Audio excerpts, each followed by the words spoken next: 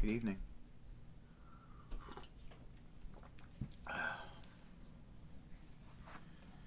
We're going to continue reading A Wrinkle in Time.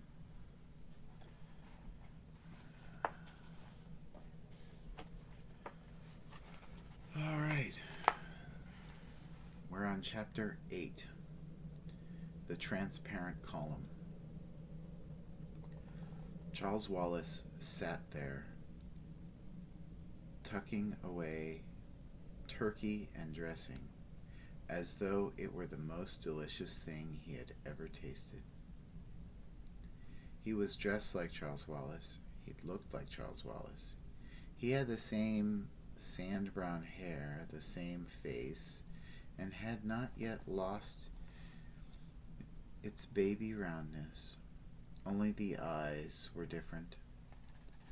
From the black was still shallowed up in blue, but it was far more than this that Meg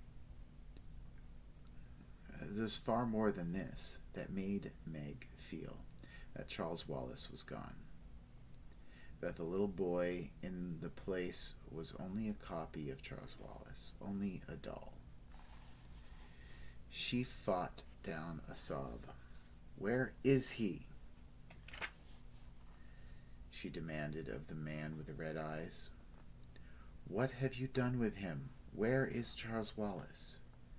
"But my dear child, you're hysterical," the man thought at her.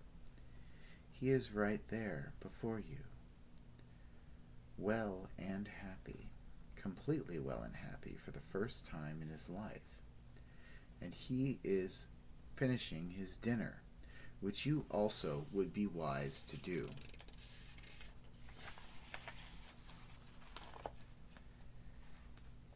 "You know it isn't, Charles," Meg shouted. "You've got him somewhere." "Hush, Meg. There's no use trying to talk to him," Calvin said, speaking in a low voice into her ear. "What we have to do is hold Charles Wallace tight. He's there somewhere underneath, and we mustn't let them take him away from us. Help me hold him, Meg. Don't lose control of yourself.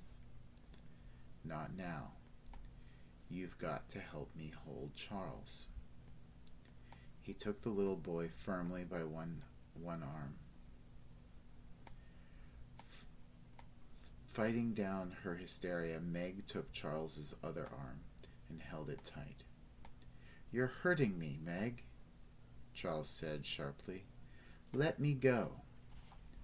"No," Meg said grimly. "We've been all wrong," Charles Wallace's voice, Meg thought, might have been a recording. There was a canned quality to it.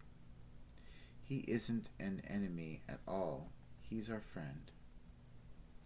"Nuts," Calvin said rudely. "You don't understand, Calvin," Charles Wallace said. "Miss Watson, Miss Who, and Miss Which have confused us. They're the ones who are really our enemies. We never should have trusted them for a minute." He spoke in his calmest, most reasonable voice, the voice which infuriated the twins. He seemed to be looking directly at Calvin as he spoke, and yet Meg was sure that the bland blue eyes could not see, and that something else was looking at Calvin through Charles. Now the cold, strange eyes turned to him. "Meg, let go. I will explain it all to you, but you must let go." "No," Meg gritted her teeth. She did not release her grasp, and Charles Wallace began to pull away with a power that was not his own, and his own spindly strength was no match against it. And her own spindly strength. "Calvin!" she grasped as Charles Wallace wrenched his arms from her and stood up. Calvin, the athlete. Calvin, the boy who split firewood and brought it in for his mother. Those muscles were strong and controlled. Let go Charles Wallace's wrists and tackled him as though he were a football. Meg, in her panic and rage, darted at the man on the chair, intending to hit him as Charles Wallace had done. But the black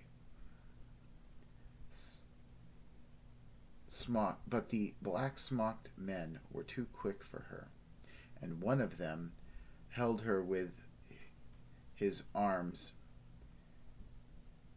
pinned behind her back. "Calvin, I advise you let me go," came Charles Wallace's voice from under Calvin. Calvin, his face screwed up with grim determination, did not relax his hold. The man with red eyes nodded, and 3 of the men moved in on Calvin. At least it took 3 of them.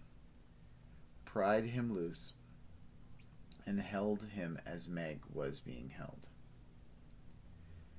"Mrs. Whatsit," Meg called desperately. "Oh, Miss Whatsit." But Mrs. Whatsit did not come.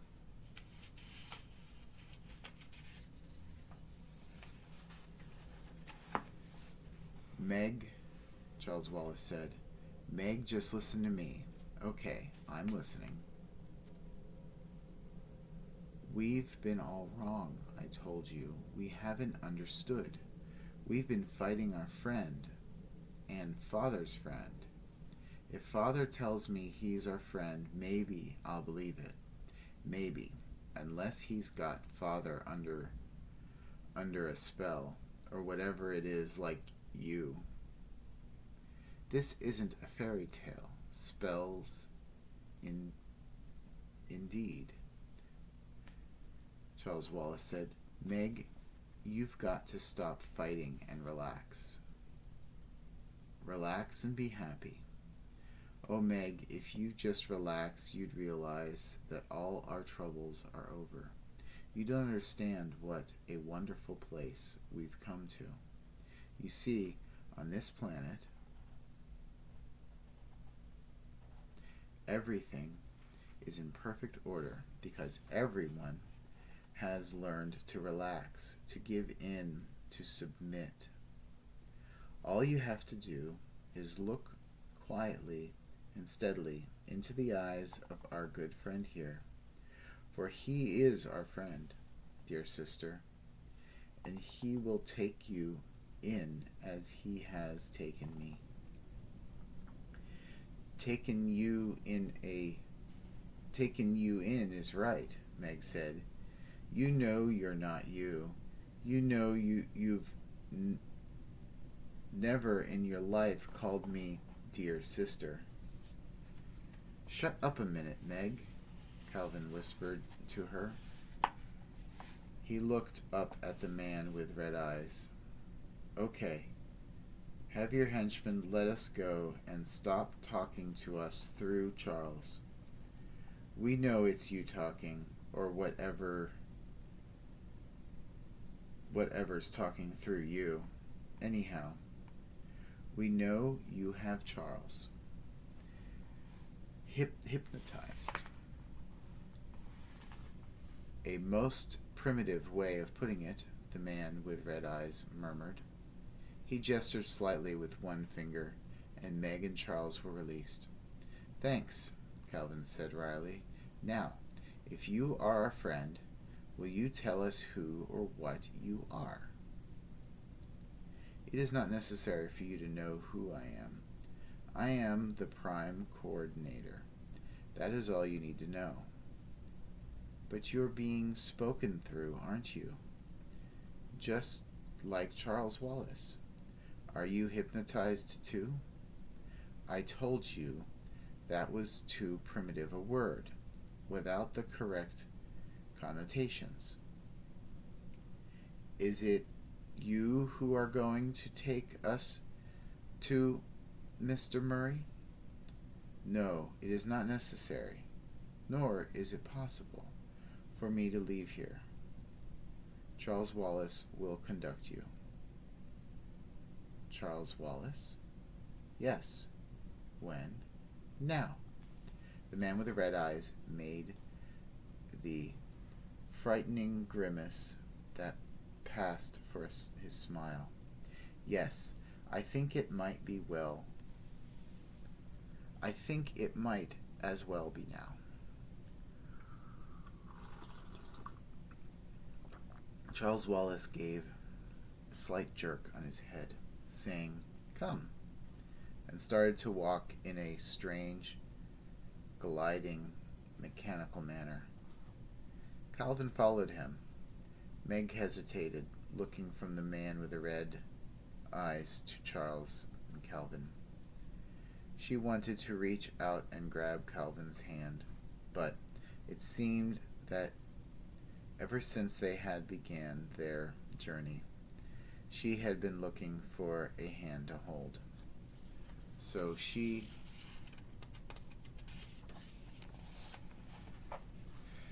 stuffed her fists into her pockets and walked along behind the two boys. I've got to be brave, she said to herself. I will be. They moved down a long, white, and seemingly endless corridor. Charles Wallace continued the jerky rhythm of his walk and did not once look back to see if they were with him. Suddenly, Meg broke into a run and caught up with Calvin. Cal, she said, listen.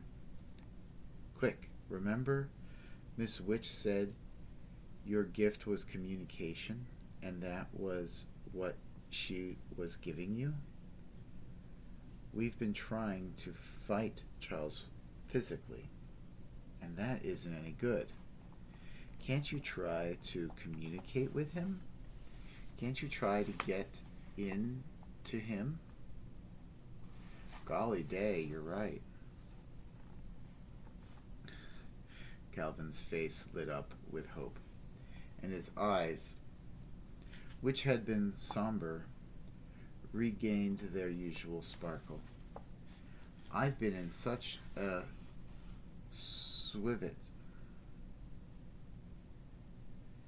It may not do any good, but at least I can try. They quickened their pace until they were level with Charles Wallace. Calvin reached out for his arm, but Charles flung it off. Leave me alone, he snarled. I'm not going to hurt you, old sport, Calvin said. I'm just trying to be friendly. Let's make it up, huh? You mean you're coming around? Charles Wallace asked. Sure, Calvin's voice was coaxing. We're reasonable people. After all, just look at me for a minute. Charlibus.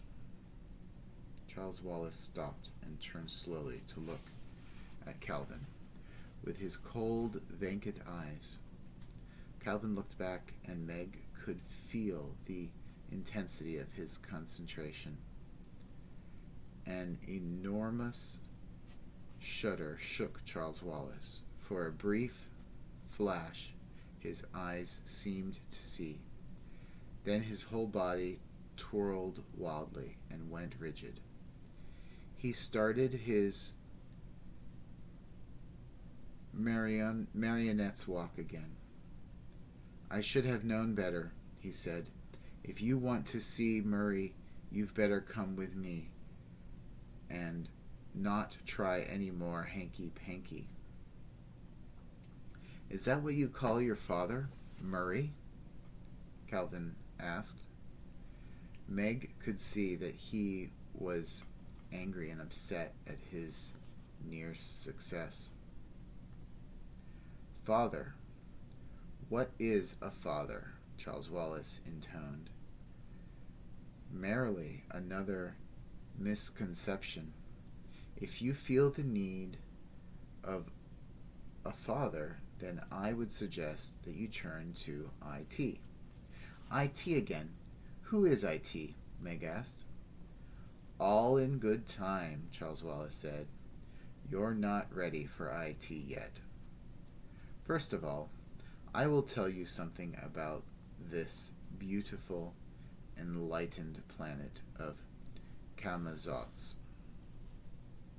His voice took on a dry, pedantic tone of Mrs. Jenkins. "Perhaps you do not realize that Camazotz, we have conquered all illness, all deformity." "We?" Calvin interrupted. Charles Wallace continued, as though he had not heard. And of course, he hadn't, Meg thought. "We let no one suffer. It is so much kinder, simpler, to annihilate anyone who is ill. Nobody has weeks and weeks of runny noses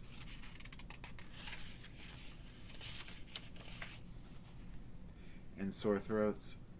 Rather than endure such discomfort, they are simply put to sleep."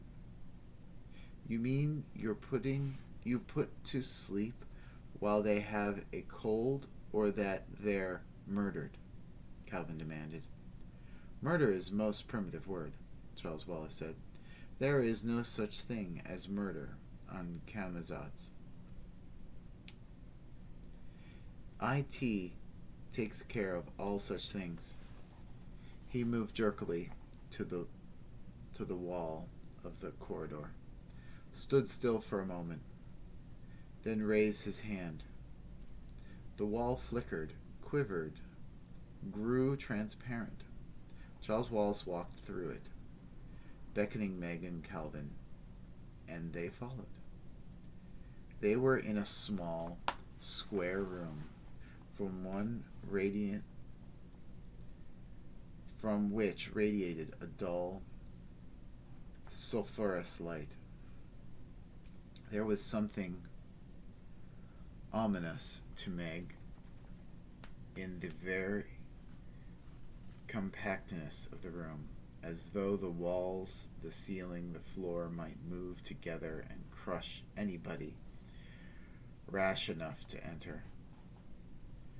"How do you do that?" Calvin asked Charles. "Do what?" "Make the wall open like that." "I merely rearranged the atoms," Charles Wallace said loftily. You've studied atoms in school, haven't you?"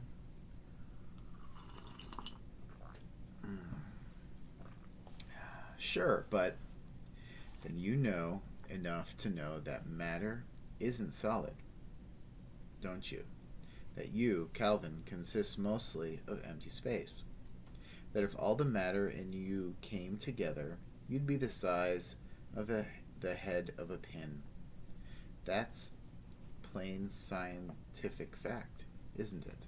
"Yes, but so I simply pushed the atoms aside and we walked through the space between them."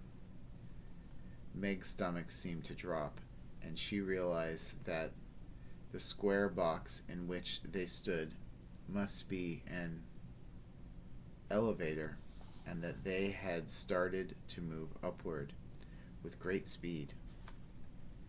The yellow light lit up their faces,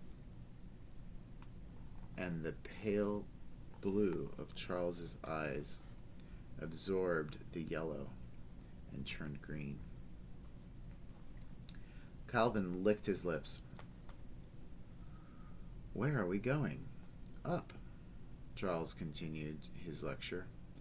On Camazotz, we are all happy because we are all alike. Differences create problems. You know that, don't you, dear sister? No, Meg said. Oh, yes, you do. You've seen at home how true it is. You know that's the reason you're not happy at school, because you're different. I'm different, and I'm happy, Calvin said.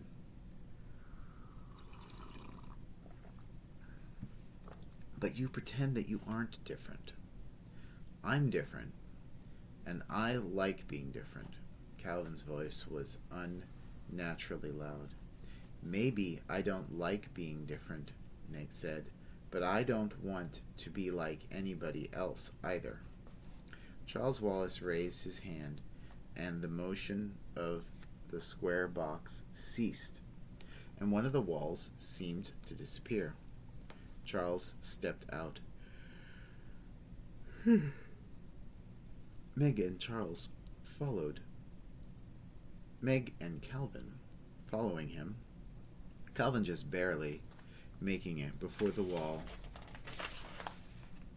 came into being again, and they could no longer see where the opening had been. You wanted Calvin to get left behind, didn't you?